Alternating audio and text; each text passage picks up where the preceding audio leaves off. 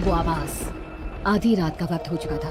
पड़ोस वाले घर से फिर से किसी बच्चे की रोने की आवाज सुनाई देने लगी और साथ में उसी घर में रहने वाली देव की नाम की औरत की लोरी गाने की आवाज भी। ये आवाज सुनते ही राधिका डर से थर थर कांपने लगी। उसने जल्दी से गहरी नींद में सोए अपने पति केशव को जगाया। केशव उठो, देखो ना, फिर से किसी की लोरी गाने की आवाज आ रही है बाजू वाले घर से। क्या हुआ राधिका, क्यों परेशान हो रही हो? अरे कोई आवाज नहीं आ रही यार। लेकिन अभी बस 2 मिनट पहले तो देव की लोरी गा रही थी और एक बच्चा रो रहा था। अरे कोई मूवी देख रहा होगा, उसकी आवाज होगी। देव की और उसके पति मोनिश ने बताया ना कि उनके बच्चे नहीं होते। उस घर में कोई बच्चा नहीं है। अब ना तुम भी सो जाओ और मुझे भी सोने दो। लेकिन अभी बस 2 मिनट पहले तो देव की लोरी गा रही थी और एक बच्चा रो रहा था। राधिका हैरान थी कि आवाज सिर्फ उसे ही सुनाई क्यों देती थी। लेकिन जब उसके पति केशव ने उसकी बात नहीं सुनी तो वो सोने की कोशिश करने लगी।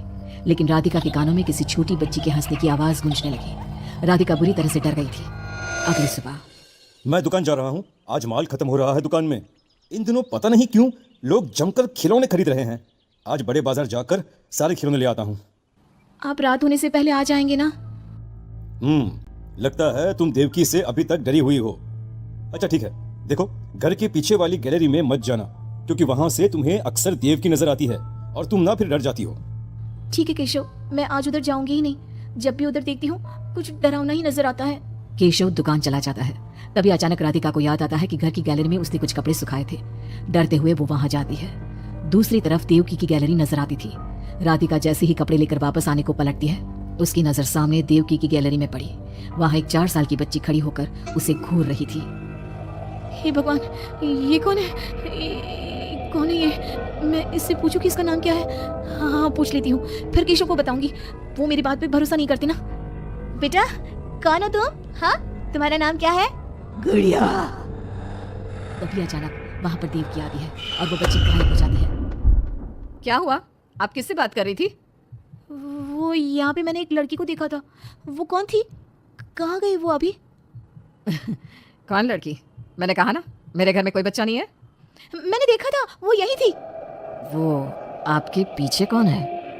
राधिका को फील होता है कि किसी ने उसे धीरे से पुकारा, आंटी। राधिका पलट कर देखती है तो वहां वो छोटी बच्ची खड़ी थी। राधिका चीख कर बेहोश हो जाती है। जब उसकी आंख खुलती है तो केशव उसके पास खड़ा था। क्या हुआ राधिका? राधिका होश में आओ। वो तो भला हो देवकी जी का, जिन्होंने तुम्हें बेहोश पड़ा देखकर मुझे कॉल कर दिया और मैं घर आ गया। तुम उस गैलरी में गई ही क्यों? केशव, वो लड़की यहाँ आ गई थी और वो देवकी, वो ठीक औरत नहीं है। तुम पागल हो गई हो राधिका। आज देवकी जी ने ही मुझे तुम्हारे बारे में बताया। क्या सोचती रहती हो? अरे कोई नहीं है उस घर में। अगले दिन केशव की दुकान जाते वक्त, मैं भी आज आपके साथ चलूंगी। अच्छा ओके ठीक है, चलो चलो।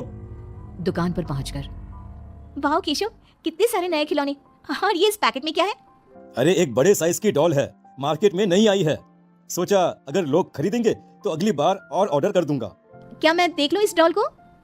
हाँ देख लेना। मैं जरा माल लेने बड़े बाजार जा रहा हूँ।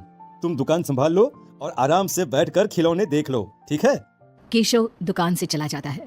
तभी कुछ देर बाद देवकी दुकान पर आती है। कैसी हो तुम? तुम यहाँ क्या लेने आई हो? गुड़िया। गुड़िया?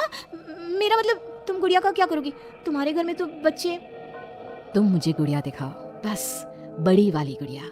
राधिका घबराती हुई बड़ी डॉल का पैकेट खोलती है। बिल्कुल ऐसी ही डॉल चाहिए। आज वो खुश हो जाएगी इसे देखकर। कौन खुश हो जाएगी?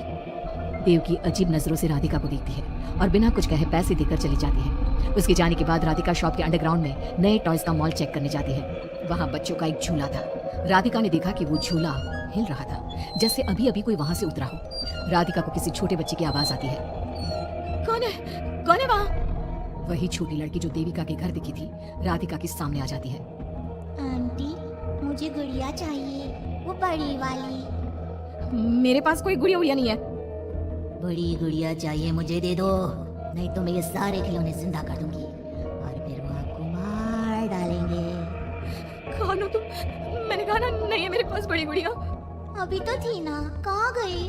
वो देवकी ले गई अपने साथ। अभी जाओ और मेरी गुड़िया लेकर आओ, वरना। उस छोटी लड़की के नाखून बड़े हो जाते हैं और पैर उल्टे। वो बहुत ही खौफनाक दिखने लगती है।